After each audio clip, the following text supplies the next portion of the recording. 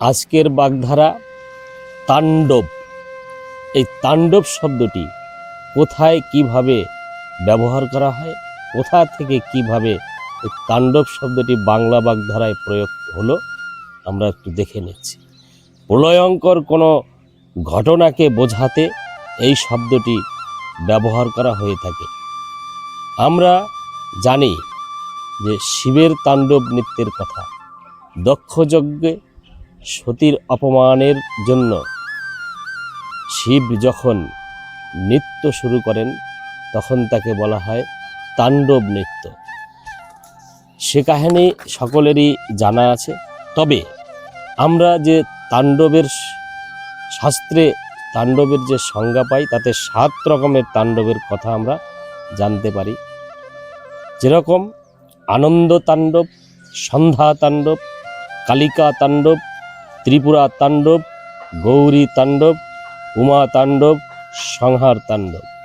তবে আমরা বিভিন্ন শাস্ত্র থেকে আরও কয়েক রকমের তাণ্ডব পাই।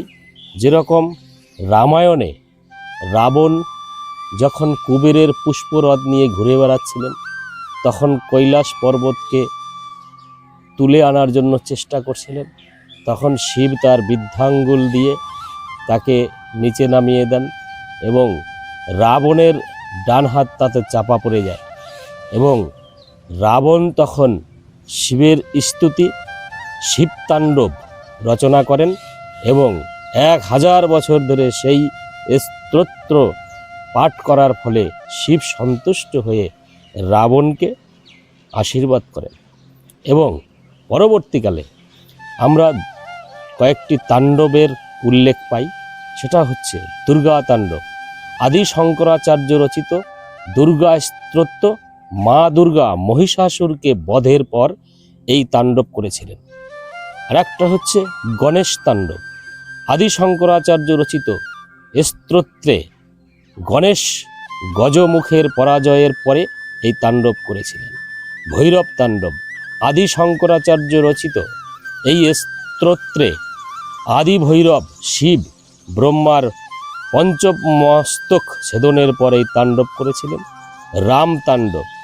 শ্রী ভগবতানন্দ গুরুজি রচিত স্তোত্রে শ্রী রামচন্দ্র রাবণ বধের পরে এই তাণ্ডব করেছিলেন।